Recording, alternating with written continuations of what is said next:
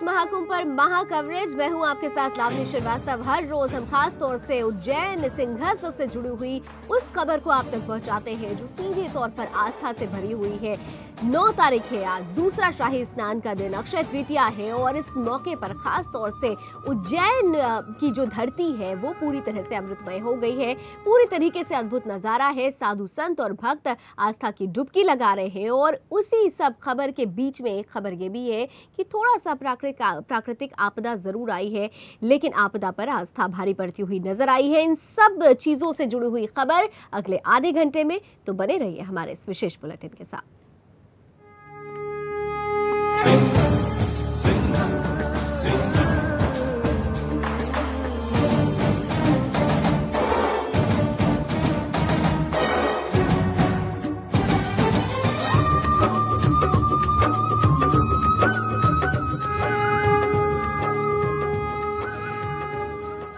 तो उज्जैन में महाकुंभ चल रहा है। दूसरा शाही स्नान आज हुआ है और स्नान पर्व होने की वजह से आस्था के इस सोमवार का महत्व और भी ज्यादा बढ़ गया है।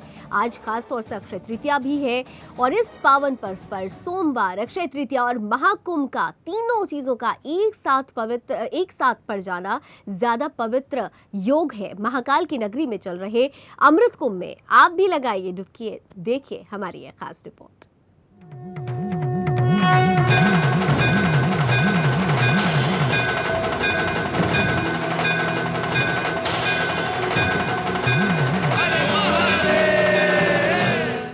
सूर्योदय की सतरंगी किरणें शिप्रा को जगमगा पाती उससे बहुत पहले लगभग सुबह 4 बजे इस कुंभ रूपी अमृत को चखने के लिए लोग डुबकी लगाने लगे। सूर्योदय के साथ ही भक्तों का हुजूम उमड़ पड़ा। हर हर महादेव का जयकारा लगाकर श्रद्धालु क्षिप्रा नदी में डुबकी लगा रहे थे। ऐसा लग रहा था मानो उनको संसार के सारे सुख मिल गए हों। अक्षय तृतीया जरूरतमंदों को दान करने का पर्व है। इसे अखा तीज और वैशाख तीज भी कहा जाता है। 4 सबसे ज्यादा शुभ दिनों में से एक है अक्षय तृतीया। अक्षय तृतीया पर किए जाते हैं लक्ष्मी नारायण के दर्शन। 3 धामों के कपाट भी इसी तिथि से ही खुलते हैं। अनंत, अक्षय, अक्षुण्ण फलदायक कहा जाता है। 1 महीने तक चलने वाले सिंहस्थ कुंभ मेले का दूसरा शाही स्नान सुबह 4 बजे शुरू हुआ। सबसे पहले शाही स्नान की शुरुआत जूना अखाड़ा के नागा बाबाओं ने हर हर महादेव का जयकारा लगाते हुए की। सूर्योदय के पहले से लेकर दोपहर 12 बजे तक साधुओं की शाही डुबकी के लिए राम घाट को तैयार किया गया। दूसरे स्नान के लिए देश के विभिन्न हिस्सों से लगभग 50 लाख श्रद्धालु यहां आए। स्नान की शुरुआत जूना अखाड़ा के पुजारी ने राम घाट पर पूजा अर्चना के साथ की। फिर एक के बाद एक साधुओं के सभी 13 अखाड़ों ने शाही स्नान किया।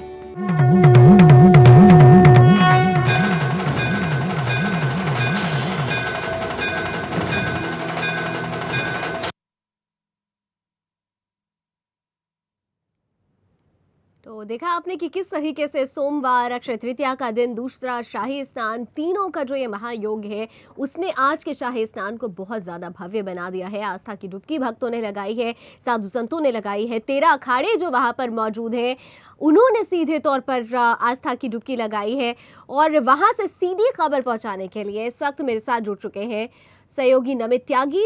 नमित लगातार महाकुंभ से जुड़ी हुई खबरें हम तक पहुंचा रहे हैं। नमित, सबसे पहले तो जो एक महायोग आज बना है, सोमवार का दिन है, अक्षय तृतीया है, दूसरा शाही स्नान है, योग बहुत ज्यादा सीधे तौर पर महत्वपूर्ण है और ऐसे में आज क्या कुछ खास रहा दूसरे शाही स्नान पर?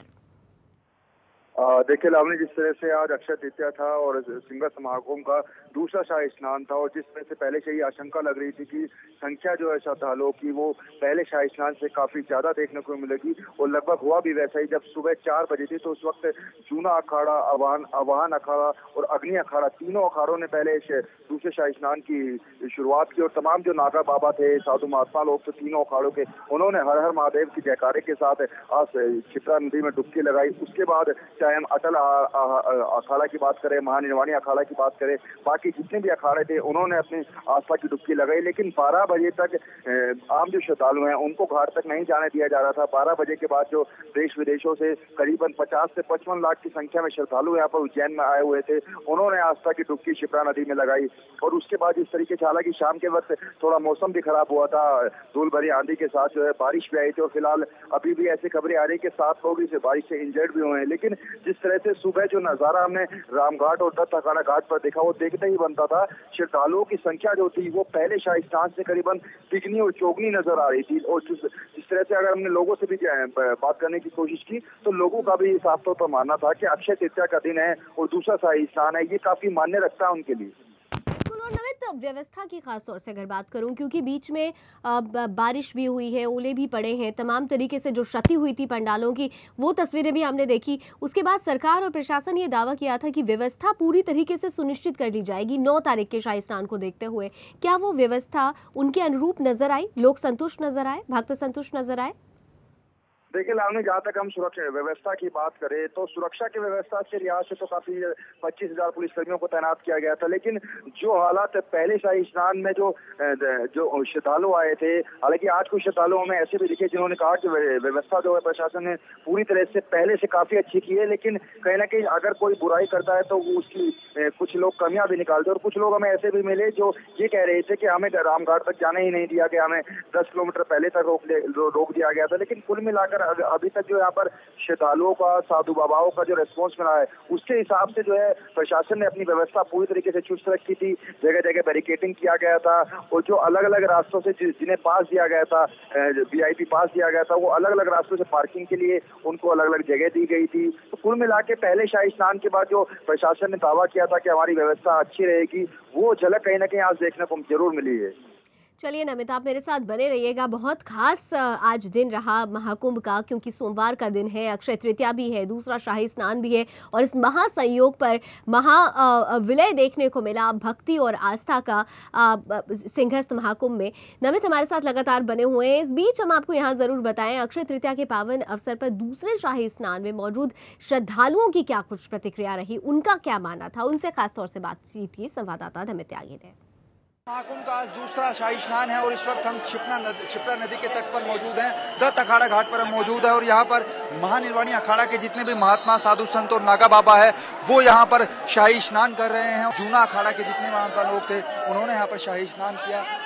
अब जी, दूसरा शाही स्नान है, किस तरह से देखते हैं और कितनी मान्यता रखते हैं? ये शाही स्नान हम इसलिए मानते हैं कि हमारे पूर्वजों से चलता आ रहा है, निरंजनी अखाड़े से। पहले शाही स्नान से आखिर क्या कुछ अलग देखा आपने? जो पहले था वैसे ही है। अच्छा, और भी हमारे साथ साधु महात्मा लोग हैं। बाबा जी, दूसरा शाही स्नान आया है, कितनी मान्यता रखता है नागा बाबाओं के लिए? बम बम महादेव, पूछिए ही लोग से। बाबा जी, कितना मान्यता रखता है दूसरा शाही स्नान? भगवान आनंद मंगल है, शाही स्नान बड़े कुंभ, अमृत कुंभ है, इसमें भगवान की कृपा हुई महाकाल की, तो आनंद मंगल हो रहा है। संत महात्मा आनंद। बताइए बाबा जी, दूसरा शाही स्नान है, लोगों के लिए, देश की जनता के लिए क्या संदेश देंगे? क्योंकि पहले शाही स्नान में भी कल्याण हो, सुख शांति से रहे, आनंद से शांति से जिए और सुख समृद्धि बारे। भारत माता की जय हो। यहाँ पर जो नागा बाबा हैं, महानिर्वाणी अखाड़े के तमाम साधु संत महात्मा लोग हैं, यहाँ पर क्षिप्रा नदी के तट पर दूसरा शाही स्नान कर रहे हैं, और इसके बाद जो अन्य अखाड़े हैं वो यहाँ पर आएंगे, क्षिप्रा के तट पर दूसरे शाही स्नान में शिरकत करेंगे। कैमरा पर्सन चंदन के साथ नमित त्यागी, सुदर्शन न्यूज़, सिंहस्थ महाकुंभ, उज्जैन। दरअसल नागा बाबाओं के लिए शाही स्नान बहुत महत्वपूर्ण होता है। वो शिप्रा नदी हो चाहे गंगा का तट हो, तमाम जगहों पर इस पवित्र स्थल में सीधे तौर पर बच्चों के तरह स्नान करते हैं, जैसे वो अपनी माँ की गोद में जा रहे हो। नमित त्यागी मेरे साथ बने हुए हैं लगातार। नमित, आज दूसरा शाही स्नान था। हमने सुना, आपने बात की वहाँ पर जो नागा बाबा मौजूद थे, जो साधु संत मौजूद थे, लेकिन खास तौर से मैं जानना चाहूंगी, अभी 2 दिन पहले 1500 नए नागाओं ने दीक्षा ली है। उनका ये पहला शाही स्नान था। उनके लिए क्या कोई खास व्यवस्था की गई थी? देखिए, इससे पहले अगर हमने कल भी एक खबर दिखाई थी, जो अखाड़े के अंदर, आवान अखाड़े के अंदर करीबन 150 जो साधु थे, उन्होंने हिस्सा लिया था। वो आवान अखाड़े से जुड़े थे और तमाम जो जुड़ने की प्रक्रिया होती है वो भी पूरी की गई थी। लेकिन आज उनके लिए अगर हम बात करें तो अलग अलग जो रथों से उनका काफिला निकला था वो देखने लायक था। जो साधु, जो नागा बाबा यहाँ पर घाट पर पहुंचे थे, चाहे दत्त अखाड़ा घाट की खासतौर पर अगर हम बात करें, क्योंकि सुबह जब तीनों अखाड़े आए थे तो दत्त अखाड़ा घाट पर ही तीनों अखाड़ों के साधु महात्मा और नागा बाबा ने वहाँ पर शाही स्नान में हिस्सा लिया था, दूसरे शाही स्नान में। लेकिन खासतौर पर नागा बाबा से जब हमने बात करने की कोशिश की तो नागा बाबाओं ने साफ तौर पर कहा कि हर हर महादेव। उन्होंने जयकारा पहले तो लगाया, फिर कहा कि जो दूसरा अक्षय तृतीया का दूसरा शाही स्नान है, ये हमारे लिए खासतौर पर महत्व इसलिए रखता है क्योंकि पहले शाही स्नान में थोड़ी सी व्यवस्था गड़बड़ हो गई थी। उसके बाद प्रकृति का जो प्रलय आया था उससे कहीं ना कहीं रंग में भंग डला था। लेकिन दूसरे शाही स्नान में जो नागा बाबा थे वो काफी खुश नजर आ रहे थे। लावनी, बहुत शॉर्ट में मुझे बताइएगा, आज सोमवार का दिन है, महाकाल की मंदिर में उज्जैन में महाकाल के लिए आज क्या खास श्रृंगार का कोई कार्यक्रम रखा गया? आज के दिन कुछ खास वहां पर किया जा रहा है? देखिए, महाकालेश्वर अगर मंदिर की बात करें तो सुबह जब शाही स्नान के लिए लोग जो श्रद्धालु थे वो रामघाट पर जा रहे थे, तो उनको रामघाट पर फिलहाल सुबह के वक्त नहीं जाने दिया जा रहा था, क्योंकि वहां पर 12 बजे तक साधु महात्माओं को स्नान करना था।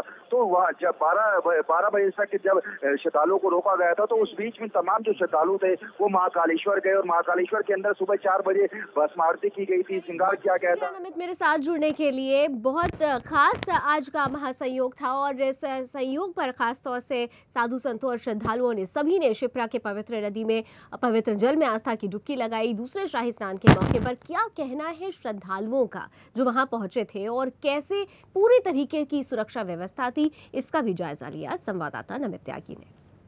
ऐसे आज सूरज की पहली किरण निकलने के और सिंहस्थ महाकुंभ का दूसरा शाही स्नान है और अग्नि अखाड़ा, जूना अखाड़ा और आवाहन अखाड़ा के तमाम साधु महात्मा लोग और नागा बाबा ने यहाँ पर आस्था की, शिप्रा नदी में आस्था की डुबकी लगाई है। हमारे साथ मौजूद हैं अलगगिरी जी महाराज जी। आज दूसरा शाही स्नान है सिंहस्थ महाकुंभ का और यहाँ पर आस्था की डुबकी तीनों अखाड़ों के साधु महात्मा लोगों ने लगाई है। क्या लोगों को, जो देश की जनता है, क्या कहना चाहेंगे? देश को यही चाहिए कि पूरे विश्व की जो संस्कृतियां हैं उसी संस्कृतियों के एकत्रीकरण करें और धर्म का जो शुभ हार्द जो है, सत्य है, उस सत्य को प्रकाशित करें, जिससे हमारी संस्कृति, जो भारतीय संस्कृति है, वो भारतीय संस्कृति उज्जैन में ही जो उजागर हुई है, वो उसी तरह से वो पूरे विश्व में प्रकाशित करके सबको सुख, शांति, समृद्धि प्राप्त होती रहे, यही हमारा संदेश है। बिल्कुल, जिस तरीके से तीनों जो जूना अखाड़ा है, आवाहन अखाड़ा, अग्नि अखाड़ा, तीनों अखाड़े के साधु महात्मा लोग और नागा बाबाओं ने यहाँ पर दूसरे शाही स्नान में शिप्रा में आस्था की डुबकी लगाई। तीनों अखाड़े के जो यहाँ पर साधु महात्मा लोग हैं, नागा बाबा हैं, शिप्रा के तट पर शाही स्नान कर रहे हैं। अब जी, किस देखते हैं दूसरे शाही स्नान है और क्या कुछ पहले से अलग रहा पहले शाही स्नान? बहुत आनंद है, बहुत बढ़िया है, बहुत खुशी है, लेकिन मौसम साथ दे तो और खुशी रहेगी, लेकिन मौसम गड़बड़ चलेगी। अच्छा, जो आप लोग साधना करते हैं उसका सिंहस्थ महाकुंभ के अंदर कितना महत्व है? बहुत महत्व है। 12 साल के एक बार कुंभ लगता है यहाँ पर उज्जैन नगरी में। 12 साल में एक बार कुंभ लगते हैं उज्जैन नगरी में, और इलाहाबाद में, हरिद्वार में 6-6 महीने पर कुंभ लगते हैं। तो महाकाल की बाबा कृपा है तो एक बार कुंभ लग रहा है।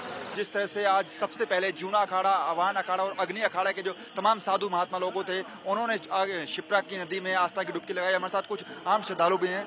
जिस तरह से दूसरा शाही स्नान है, पहले शाही स्नान से किस तरह से अलग देखते हैं और कितनी अलग इसलिए कि जितने भी महाराज हैं और साधुओं के लिए बहुत ही पर्व का वो है ये। इसमें इस स्नान से एक अलग पर्व मिलता है और जितना जूना अखाड़ा का पहला स्नान, शाही स्नान या स्वामी अवधेशानंद जी ने, और उनके बाद ही जितने भी अखाड़े उनका स्नान हुआ है यहाँ पे, और बहुत ही पवित्र घड़ी है, शुभ घड़ियों में ये स्नान हुआ है और बहुत लोगों ने आनंद लिया है। अब आम जनता इसका स्नान का पर्व का आनंद ले रही है। प्रशासन की व्यवस्था पर क्या? बहुत बढ़िया है, साफ सफाई में इतना ध्यान दिया गया है कि आप लोग कह नहीं सकते, और शौचालय जो है प्रधानमंत्री की जो योजना चल रही है, बिल्कुल बहुत अच्छा कारीगरी कर, हम लोग सब बहुत पूरे संतुष्ट हैं इस चीज के लिए। और इतनी व्यवस्था की है सीएम साहब ने और गुरुदेव ने, बहुत अच्छा सुंदर सिस्टम है, बहुत अच्छा लगा हमको। यहाँ इस तरह से तीनों अखाड़े के जो साधु महात्मा लोग थे स्नान कर अपने अपने पंडालों में वापस जा चुके हैं और अब जो आने वाले अखाड़े हैं वो यहाँ पर स्नान करेंगे। कैमरा पर्सन चंदन के साथ नमित त्यागी, सुदर्शन न्यूज, सिंगल समागम। तो महाकाल की नगरी उज्जैन में लोग पुण्य की प्राप्ति के लिए पहुंच रहे हैं, पुण्य की चाहत में लोग वहां पहुंच रहे हैं, लेकिन कई लोग ऐसे भी हैं जो अपने ग्रहों के दोष को दूर करने के लिए भी उज्जैन जाते हैं। और ऐसी ही एक मान्यता उज्जैन में शिप्रा तट के एक टीले पर बाबा मंगलनाथ के मंदिर से जुड़ी हुई है। यहाँ देश के कोने कोने से लोग अपनी कुंडली के मंगल दोष के निवारण के लिए आते हैं।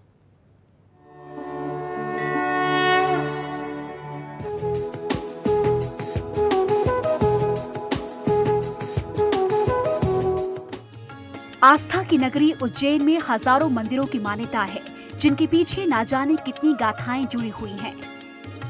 इन्हीं मंदिरों के दर्शन करने लाखों श्रद्धालु दूर दूर से अपनी मनोकामनाएं पूरी करने और दुख दूर करने आते हैं।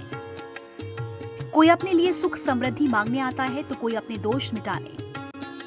ऐसी ही मान्यता के साथ उज्जैन में शिप्रा तट के एक टीले पर बाबा मंगलनाथ का मंदिर है, जहां भक्त मंगल दोष के निवारण के लिए आते हैं। मंगलेश्वर का भव्य मंदिर शिप्रा तट पर स्थित है। मंदिर के निकट शिप्रा का विशाल घाट है। पौराणिक परंपरा से मान्यता है कि उज्जैन मंगल ग्रह की जन्मभूमि है। ऐसा भी माना जाता है कि मंगलनाथ के ठीक शीर्ष के ऊपर ही आकाश में मंगल ग्रह स्थित है। ये महादेव 84 महादेव में 43वें महादेव है। मंगल दोष एक ऐसी स्थिति है जो जिस किसी जातक की कुंडली में बन जाए तो उसे बड़ी ही अजीबोगरीब परिस्थिति का सामना करना पड़ता है। मंगल दोष कुंडली के किसी भी घर में स्थित अशुभ मंगल के द्वारा बनाए जाने वाले दोष को कहते हैं। बाबा मंगलनाथ का भव्य मंदिर, जहां भक्तों की भीड़ लगी रहती है, भक्त यहां पूरी आस्था से भगवान को प्रसन्न करने की कोशिश करते हैं, जिससे भगवान मंगलेश्वर उन पर अपनी कृपा बनाए रखें। क्या है मंगल दोष? मंगल दोष पूरी तरह से ग्रहों की स्थिति पर आधारित है। वैदिक ज्योतिष के अनुसार यदि किसी जातक के जन्म चक्र के पहले चौथे, 7वें, 8वें और 12वें घर में मंगल हो तो ऐसी स्थिति में पैदा हुआ जातक मांगलिक कहा जाता है। ये स्थिति विवाह के लिए अत्यंत अशुभ मानी जाती है। संबंधों में तनाव व बिखराव, घर में कोई अनहोनी व अप्रिय घटना, कार्य में बेवजह बाधा और असुविधा तथा किसी भी प्रकार की क्षति और दंपति की मृत्यु का कारण मांगलिक दोष को माना जाता है। ज्योतिष शास्त्र की दृष्टि में एक मांगलिक को दूसरे मांगलिक से ही विवाह करना चाहिए। यदि वर और वधु मांगलिक होते हैं तो दोनों के मंगल दोष एक दूसरे के योग से समाप्त हो जाते हैं। मूल रूप से मंगल की प्रकृति के अनुसार ऐसा ग्रह योग हानिकारक प्रभाव दिखाता है, लेकिन वैदिक पूजा प्रक्रिया के द्वारा इसकी भीषणता को नियंत्रित कर सकते हैं। इस दोष के लक्षण: पुरुष या स्त्री दोनों मांगलिक हो सकते हैं। मंगल ग्रह सम्मान, ऊर्जा, अहंकार और आत्मसम्मान का प्रतिनिधित्व करता है। मांगलिक लोगों को अपने साथियों के साथ काफी समस्याओं का सामना करना पड़ता है। मांगलिक लोगों की ऊर्जा की तुलना आग से की जाती है, इसलिए इस ऊर्जा को सही दिशा में इस्तेमाल करने की जरूरत है, अन्यथा इसका बुरा प्रभाव भी पड़ सकता है। मंगल दोष वैवाहिक जीवन, मानसिक स्थिति को प्रभावित करता है और ये वित्तीय नुकसान का भी कारण होता है। यदि किसी मांगलिक का जन्म मंगलवार को होता है तो इसका प्रभाव निरस्त रहता है। दो मांगलिक व्यक्तियों के बीच शादी होने पर इसका नकारात्मक प्रभाव नष्ट हो जाता है। भगवान मंगलेश्वर का ये मंदिर कई साल पुराना है। वर्षों से लोगों की आस्था इस मंदिर से जुड़ी हुई है। जिनकी कुंडली में मंगल भारी रहता है वे अपने अनिष्ट ग्रहों की शांति के लिए मंगलनाथ मंदिर में पूजा पाठ करवाने आते हैं। महाकाल भगवान शिव सभी कष्टों को दूर करते हैं। बाबा मंगलेश्वर मंदिर की मान्यता है कि यहाँ मंगल दोष की पूजा करवाने से भक्तों के ग्रहों में शांति और जीवन में सुख की प्राप्ति होती है। तभी तो भक्त पूरी निष्ठा और आस्था के साथ यहाँ दूर दूर से भोले बाबा को मनाने के लिए आते हैं।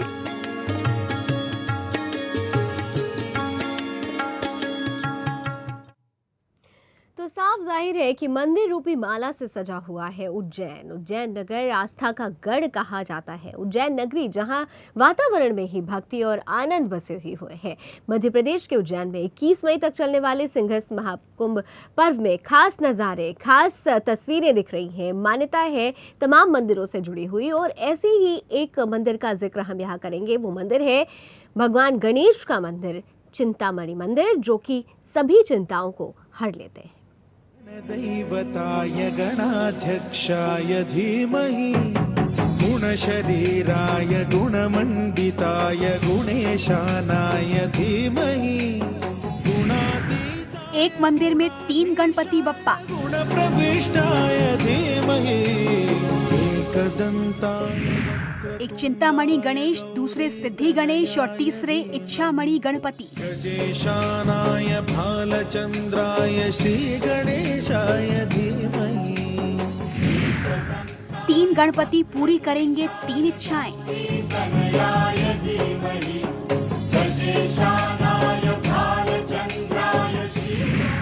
चिंतामणि दूर करेंगे भक्तों के दुख।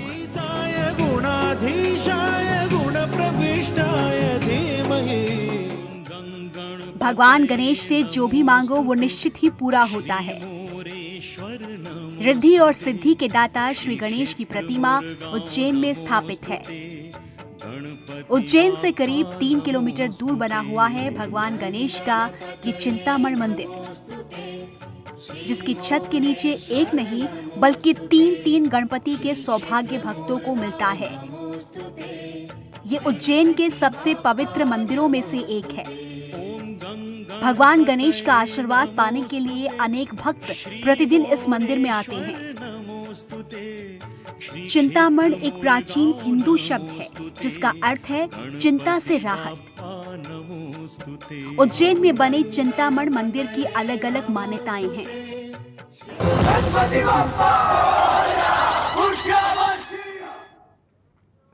तो उज्जैन में इस वक्त जो भी मंदिर हैं, जितने भी मंदिर हैं, हर जगह का नज़ारा अत्यंत पवित्र है, और इस पवित्र माहौल को और भी ज़्यादा पवित्रमय और भक्तिमय बना रहा है वहाँ चल रहा सिंहस्थ महाकुंभ। महाकुंभ से जुड़ी हुई हर खबर हमारे साथ ज़रूर देखिए हर रोज़ हमारे इस विशेष बुलेटिन में। बहरहाल इस बुलेटिन को अभी यहीं ख़त्म कर रहे हैं। देश दुनिया की तमाम खबरों के लिए आप जुड़े रहिए सुदर्शन न्यूज़ के साथ। जय हिंद।